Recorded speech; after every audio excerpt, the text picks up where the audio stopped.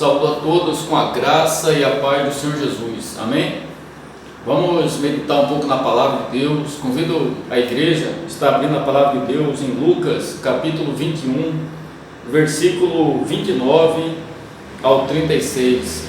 Diz assim a palavra de Deus: Ainda lhe propôs uma parábola, dizendo: Vede a figueira e todas as árvores, quando começam a brotar, vendo, sabeis por vós mesmos que o verão está próximo.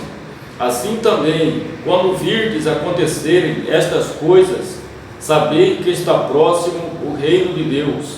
Em verdade vos digo que não passará essa geração sem que tudo isso aconteça. Passará o céu e a terra, porém as minhas palavras não passarão.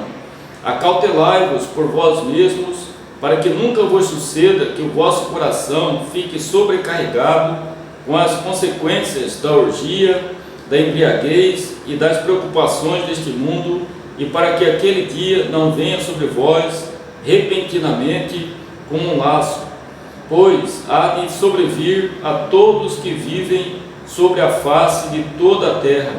Vigiai, pois, a todo tempo, orando, para que possais escapar de todas estas coisas que têm de suceder e estar em pé na presença do Filho do Homem.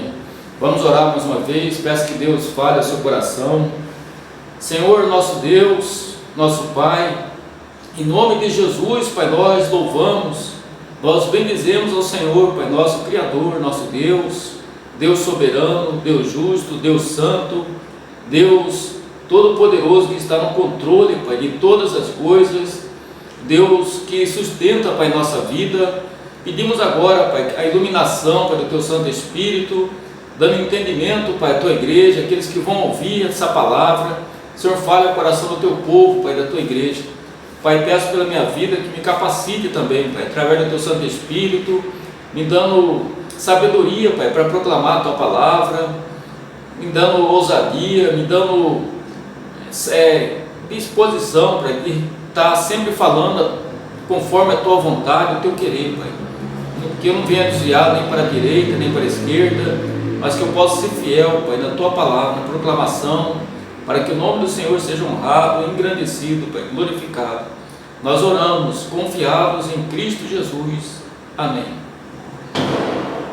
Então, irmãos, diante desse texto de Lucas, capítulo 21, a parábola da vigilância, exortação à vigilância de Cristo, à sua igreja, ao seu povo, eu começo perguntando: você crê na segunda vinda de Cristo, que Cristo vai voltar para buscar a sua igreja, que Cristo vai voltar para o julgamento final, que haverá uma separação entre os justos para a vida eterna, junto com Ele na vida eterna nos céus, e os ímpios na condenação eterna? Então haverá a vinda de Cristo, Muitas pessoas, desde a época do Novo Testamento, não creem que Cristo vai voltar, Lá em 2 Pedro ele fala, muitos falavam que está demorada a sua vinda, Então Cristo voltará, irmão, da mesma forma que Cristo foi assunto ao céu sobre as nuvens, Ele vai voltar também sobre as nuvens, E gostaria de compartilhar alguns ensinamentos importantes nesse texto para nossas vidas. Como nos preparar para enfrentar as tribulações e permanecer em pé na presença do Filho do Homem? Como nos preparar para enfrentar as tribulações e permanecer em pé na presença do Filho do Homem? Nós podemos observarmos que o Senhor Jesus e os discípulos, eles falavam do templo de Jerusalém, como era belo, como era magnífico. Os discípulos estavam admirados da sua beleza, da sua grandeza. Então o Senhor Jesus disse que ele será destruído, que não ficará pedra sobre pedra que não fosse derribada. Então os discípulos perguntam para o Senhor: Senhor, quando e qual sinal haverá de quando essas coisas estiverem prestes a acontecer? O cumprimento da profecia aconteceu quando os judeus se rebelaram contra Roma no ano 66 depois de Cristo, e essa rebelião perdurou até o ano 70, quando houve grande morticídio, né? Ali a Roma foi para cima, né? E matou milhares e milhares de judeus, pereceu ali, né? Então, tudo isso aconteceu, irmãos, na época da Páscoa, onde Jerusalém estava repleta, estava lotada de pessoas. Então Jesus mostra alguns sinais aqui no capítulo 21, do versículo 7 em diante. Jesus mostra alguns sinais da sua vinda. O primeiro sinal que ele fala da sua vinda, que surgirão falsos profetas, o engano religioso, né? Versículo 8, porque muitos virão em meu nome dizendo sou eu, e muitos marcarão datas para a vinda de Cristo. Chegou a hora, né? E sabemos pela história da igreja, que muitos marcaram a data para a vinda de Cristo. Em 1847, o Ellen White marcou a data da vinda de Cristo, e Cristo não veio. Ela falou que estava se enganada, fez uma contagem errada e marcou uma nova data para 1848, e Cristo não veio. E ela marcou outras datas e Cristo não veio até agora. E a palavra de Deus é clara em nos ensinar que ninguém sabe a hora e a data, nem o Senhor Jesus, nem os anjos, só Deus. Então ninguém pode marcar data para a vinda de Deus, a vinda de Cristo, a segunda vinda de Cristo. Então haverá falsos profetas, falsos ensinos, falsos milagres. Não quer dizer que não há os verdadeiros milagres, os verdadeiros profetas, os verdadeiros ensinos, mas haverá falsos. O engano religioso estará em voga, como tem muitos hoje. É só ligar a televisão, né? Nós vemos os falsos profetas proclamando a teologia da prosperidade, da confissão positiva, né? Então nós vemos isso espalhado por todo mundo, os falsos profetas, os falsos ensinos. O segundo sinal da vida de Cristo, ele fala que haverá guerras e revoluções, versículo 9, versículo 10, quando ouvirdes falar de guerras e revoluções, não vos assusteis, mas ainda não é o fim. Levantar-se-á nação contra nação, reino contra reino, né? Então, desde que existe mundo, sempre teve guerra, sempre existiu guerra entre as nações. Nós já tivemos duas grandes guerras mundiais. A Primeira Guerra Mundial de 1914 a 1918, cerca de 30 milhões de pessoas morreram. A Segunda Guerra Mundial de 1939 a 1945, 60 milhões de pessoas perderam a sua vida. Então o segundo sinal da vida de Cristo são guerras e revoluções, mas ele diz ainda não é o fim. O terceiro sinal, o sinal de terremotos, epidemias, fome, versículo 11. Os terremotos sempre existiram, mas eles foram aumentando com o passar dos anos, com o passar do tempo, né? Pesquisas geológicas, né, eles mostram que de 1890 a 1930 teve 8 terremotos de grande magnitude, chegando a 6 graus na escala Richter. De 1980 a 1996 aconteceram mais de 200 terremotos de grande escala, sem falar nos maremotos, tufões que têm destruído cidades inteiras, sem falar no tsunami na Ásia, que matou mais de 2 milhões de pessoas, né? Estimativa de 2 milhões de pessoas morreram ali naquele tsunami na Ásia. Furacões, epidemias, a cada ano surgem novas pragas, novas doenças, desafiando a ciência. A fome tem multiplicado no mundo, milhões e milhões de pessoas morrem de fome por ano no mundo inteiro. Então, o quarto sinal da segunda vinda de Cristo, irmãos, é perseguição religiosa, segundo o texto de Lucas, capítulo 21, a perseguição religiosa, verso 12 ao verso 19. A perseguição não será apenas dos inimigos externos, mas os da própria família trairão os cristãos. Pai contra filho, filho contra pai, sogra contra nora, né? Então a própria família trairão os cristãos. Os cristãos serão perseguidos por causa do seu compromisso com Cristo. O mundo odeia Cristo e por sermos de Cristo seremos perseguidos. O apóstolo Paulo, lá no Novo Testamento já, 2 Timóteo 3,12, ele escrevendo a Timóteo, ele diz: ora, todos quantos querem viver piedosamente em Cristo Jesus serão perseguidos. Ou seja, quanto mais fiéis, mais obedientes nós somos à palavra, nós seremos perseguidos. Onde a luz chega, onde há trevas, ela incomoda. Onde quando o cristão vive em santidade, ele incomoda aqueles que estão vivendo no pecado, e haverá perseguição por causa do nome de Cristo, por causa de Cristo. O mundo odeia Cristo e eles nos perseguirão. No versículo 18 ele diz que não se perderá um só fio de cabelo da vossa cabeça. Ele não quer dizer que todo cristão será poupado da morte. A verdade é que muitos vão perder a sua vida, mas é preciso permanecer fiel, mesmo que sejamos tentados, ameaçados pela morte. No versículo 19 ele diz: é na vossa perseverança que ganhareis a vossa alma. Não serão salvos os covardes que negam a Cristo na hora do aperto. Do versículo 20 a 24 ele fala da destruição de Jerusalém, quando o general romano Tito cercou a cidade de Jerusalém no ano 70 depois de Cristo. Muitos pereceram, milhares. Destruiu seus muros, incendiou o templo, não poupou nem velhos, nem crianças, nem homens, nem mulheres.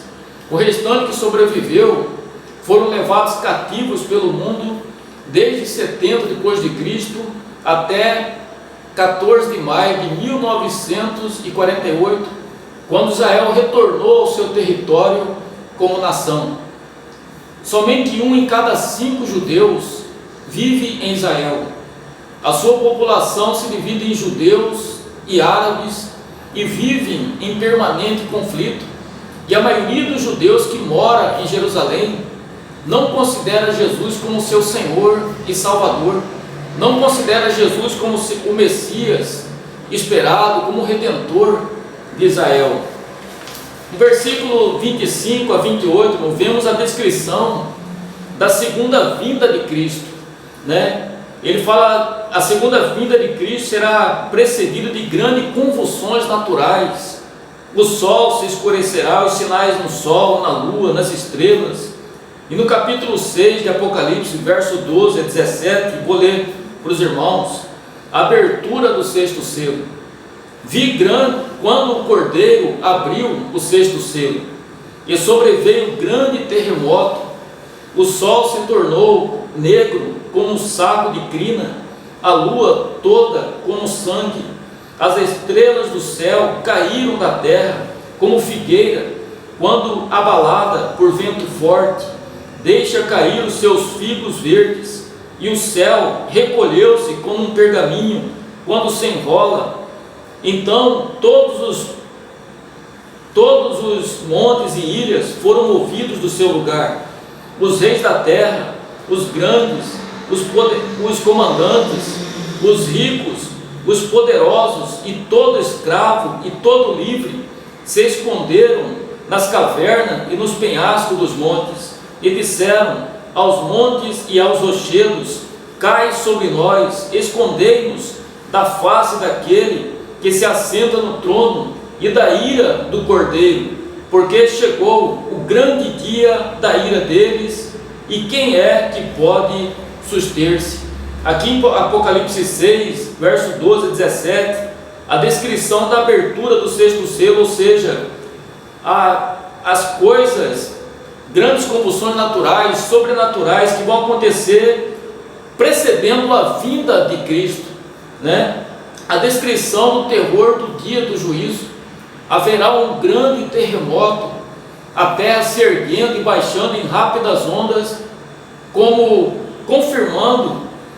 indicação do poder e da ira de Deus. Em conexão com esse terremoto, o sol se escurece como um saco de carvão, a lua cheia se torna cor de sangue. O quarto elemento é o céu e as suas estrelas caindo sobre a terra, não cometas ou meteoros, estrelas. João vê o próprio céu se enrolando como um pedaço de papel. O sexto e o último objeto mencionado são montes e ilhas. Esses montes e ilhas desaparecem, movidos para outro lugar. João vê também 6 classes de pessoas: os reis da terra, os príncipes, as autoridades militares, os homens ricos da indústria do comércio, os homens fortes que exercem influência em várias áreas do mundo, escravos e livres. Sob o simbolismo dessas 6 classes, João vê o mundo sem Deus tomados de súbito terror, os habitantes da terra tomados de terror e em fuga, em grande angústia e desespero. Então nós vemos no verso 27 ainda: então se verá o Filho do Homem vindo com poder sobre as nuvens, com poder e grande glória. A aparição de Cristo será súbita, gloriosa e poderosa. Ele virá pessoalmente, visivelmente e publicamente. Todo olho o verá. Na primeira vinda de Cristo, muitas pessoas não reconheceram, mas na segunda vinda de Cristo, todos o verão. Ao soar da trombeta, ele aparecerá no céu, montado num cavalo branco, acompanhado de milhares e milhares de anjos e pelos remidos, os salvos que já estão na glória. Todos os povos da terra que o rejeitaram lamentarão. Será um dia de trevas para eles e não de luz. Será o dia do juízo, no qual sofrerão penalidade de eterna destruição. As tribos da terra, tomados, conscientes da sua perdição, se golpearão no peito, atemorizados pela exibição da majestade de Cristo em toda a sua glória. Mas trará grande alegria aos remidos. Será um dia de trevas para os ímpios e um dia de luz para os salvos. Enquanto uns estarão lamentando, outros exultarão de alegria. Os remidos, os salvos, os que creem em Jesus devem erguer a cabeça, certos de que a sua redenção se aproxima. No versículo 31 ele diz: quando virdes acontecer essas coisas, sabei que está próximo o reino de Deus. Não passará essa geração sem que tudo isso aconteça. E aqui ele está se referindo ao povo judeu, que não cessará de existir até que todas essas coisas profetizadas aconteçam. Versículo 34: acautelai-vos por vós mesmos, para que nunca vos suceda que o vosso coração fique sobrecarregado com as consequências da orgia, da embriaguez e com as preocupações deste mundo, e para que aquele dia não venha sobre vós repentinamente como um laço. A vida moral, irmão, está em franca decadência. À medida que a história caminha para a sua consumação, as pessoas se tornarão cada vez mais frias, desatentas espiritualmente, como aconteceu na época de Noé e Ló. Na época de Noé e Ló, as pessoas comiam, bebiam, casavam e davam-se em casamento, né? Não há nada de errado nisso. O problema é que as pessoas não buscavam a Deus, as pessoas não tinham tempo para Deus, né? Precisamos ter cautela no uso de qualquer coisa que pode se tornar um laço, uma armadilha, uma tentação para nós. O diabo ele é sutil, ele usa estratégias, ele arma ciladas e as pessoas não percebem. O diabo ele usa coisas lícitas, coisas boas em si, que não são pecados, para nos afastar de Deus, das coisas de Deus. Precisamos estar atentos àquilo que nós fazemos e buscamos.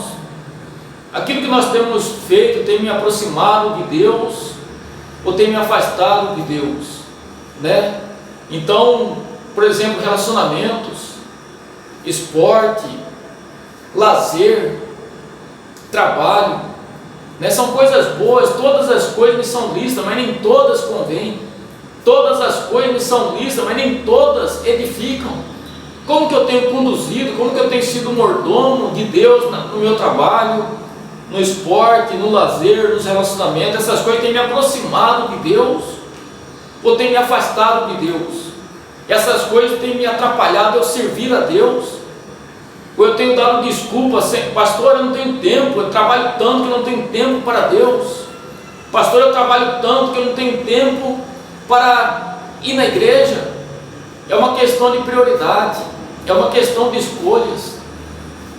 Muitas vezes nós temos que abrir mão, irmãos, de coisas boas como essas, por algo mais importante, que é o reino de Deus, que deve ser buscado em primeiro lugar, o seu reino e a sua justiça. Que Deus nos dê graça, irmãos. Às vezes é melhor abrir mão de algo bom para buscar o Senhor. Nós não vamos ter desculpa diante de Deus, irmãos. Não tive tempo, Senhor, porque eu tive muito trabalho. A Bíblia não dá base para isso, irmão. Eu não tive tempo porque eu não vou abrir mão do meu lazer, do meu esporte, dos meus relacionamentos. É uma questão, se eu colocar Deus em primeiro lugar, todas as coisas vão se encaixando. Quando Deus está em primeiro lugar, nós colocamos Deus como prioridade na nossa vida, tudo vai se encaixando. Porque se o Senhor não edificar a casa, em vão trabalhos que edifica. Se o Senhor não guardar a cidade, não em vão vigia a sentinela. Inútil, pois, será levantar de madrugada, repousar tarde, comer o pão que penosamente granjeaste, aos seus amados ele lutar enquanto dorme.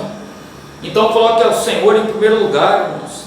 Versículo 36, ele diz: vigiai, pois, a todo tempo, orando, para que possais escapar de todas essas coisas que têm de suceder e estar em pé na presença do Filho do Homem.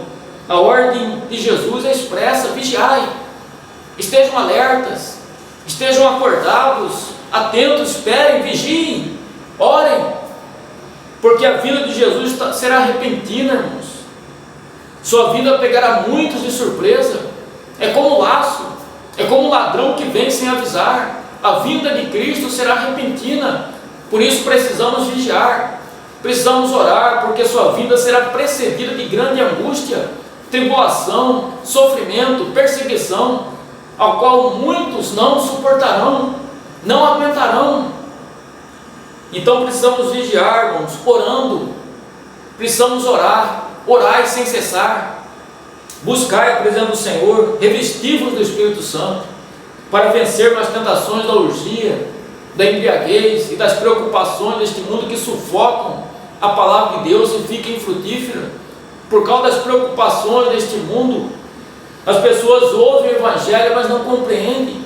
Ouvem o Evangelho, vão na igreja, ouvem a palavra, mas não frutificam, não conseguem frutificar por causa das preocupações deste mundo. Não tem tempo para Deus, não tem a Bíblia, não oram.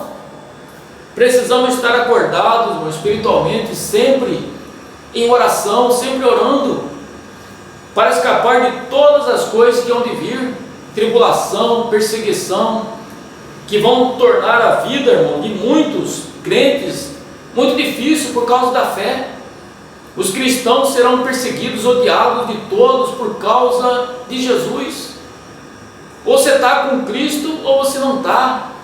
Então muitos cristãos vão abandonar a fé, né? Vão demonstrar que realmente a sua fé não é uma fé verdadeira, porque eles não têm tempo para Deus, né?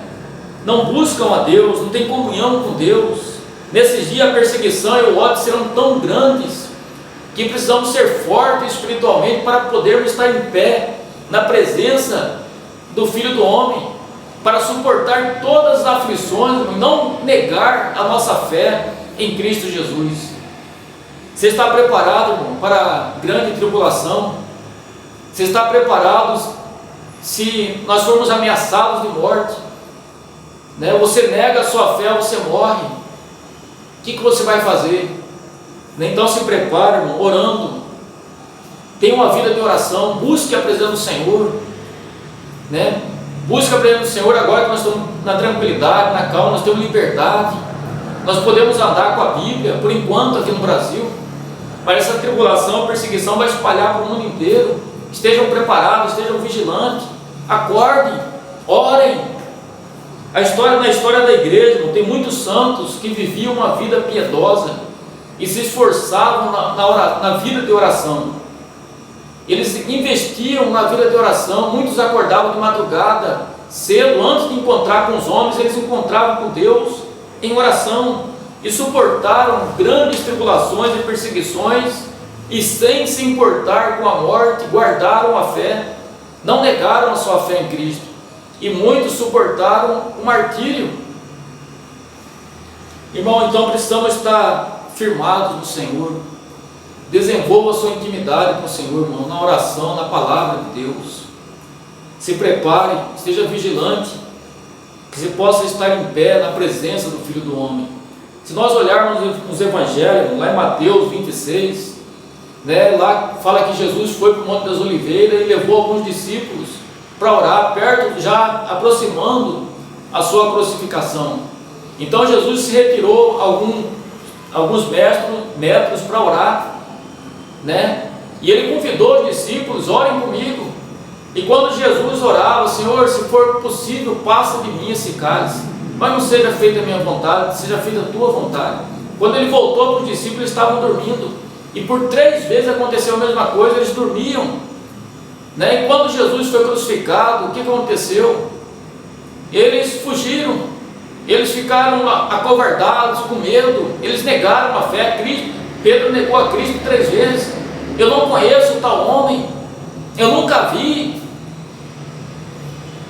então não podia negar que ele estava com Cristo. Eles conheciam: você é um deles, você fala como ele, mas ele negou, ele teve medo, porque eles não oraram. Então Jesus falou para eles: vigiai e orai, para que não entreis em tentação. O espírito está pronto, mas a carne é fraca. Então, para nós suportarmos todas as tribulações, a perseguição que vai vir sobre nós, sobre a igreja, nós precisamos ter uma vida de oração, precisamos chegar à maturidade espiritual, crescer no conhecimento, na graça do Senhor, na palavra e na oração. Desenvolva, meu irmão, a comunhão com Deus, a sua intimidade com o Senhor. Você tem livre acesso ao trono da graça, você tem um privilégio, Se você é um cristão verdadeiro, o Espírito Santo vai bater a porta do seu coração, como diz Apocalipse 3:20: eis que estou à porta e bato. Se alguém ouvir a minha voz e abrir a porta, entrarei em sua casa e cearei com ele e ele comigo. Jesus está batendo a porta do nosso coração para nós cearmos com ele, para nós termos comunhão com ele, para nós orarmos, para nós louvarmos a ele, agradecer ao Senhor. Ter uma vida de comunhão com o Senhor tem que ser prazerosa para nós, irmão. E quando nós aprendemos dessa vida de oração, nós não queremos ficar sem. Então você precisa crescer, irmão, no conhecimento, na graça do Senhor. A força para vencer a tribulação, a provação e a perseguição que vão vir antes da vinda de Cristo, do Senhor, nos é concedida por Deus mediante uma vida de oração. A força e a coragem para enfrentar o sofrimento é por meio da comunhão com Deus. Mas depois que os apóstolos, os discípulos foram batizados, selados com o Espírito Santo em Pentecostes, eles começaram a orar, eles começaram a relembrar os ensinamentos do Senhor Jesus, vendo o exemplo de Cristo sobre a oração. Eles começaram a orar. Então os apóstolos falaram: nós não podemos deixar de orar para atender outras coisas. A primeira coisa para nós é a oração e a palavra. Então eles foram homens de oração, e por isso eles tiveram coragem depois para enfrentar todas as perseguições, todas as torturas, e não negaram a sua fé. Irmãos, que Deus nos abençoe, que você possa estar preparando, vigiando, orando, para que possa estar em pé na presença do Filho do Homem, na presença de Jesus. Quando Jesus voltar, possa encontrar você firmado na palavra do Senhor, que você possa ter a vida eterna em Cristo Jesus. O mais importante para nossas vidas, que Deus abençoe a sua vida, a sua família, que Deus nos abençoe. Vamos orar. Senhor nosso Deus, em nome de Jesus, Pai, nós louvamos ao Senhor. Obrigado, Pai, pela Tua palavra. Guarda, Pai, a Sua palavra em nosso coração, e nos ajuda, Pai, a colocar em prática todos os dias da nossa vida, a desenvolver, Pai, essa vida de oração. Possamos estar vigilantes, Pai, esperando a vinda do Senhor, que nosso coração não venha ser sobrecarregado pelo pecado, da orgia, da embriaguez, das preocupações deste mundo que sufocam a palavra de Deus. Pai, nos ajuda a viver em santidade, nos ajuda a reconhecer, Pai, que somos dependentes do Senhor, Pai. Sem o Senhor nada podemos fazer. Pai, opera em nós, Pai, essa vida de santidade, essa vida de oração, na vida da Tua igreja, Pai. Abençoa Teu povo. Nós oramos, agradecido ao Senhor. Toda honra, Pai, toda glória seja dada ao Senhor, em nome de Jesus. Amém. Irmãos, Deus abençoe, né? Dê uma boa semana para todos. Deus abençoe.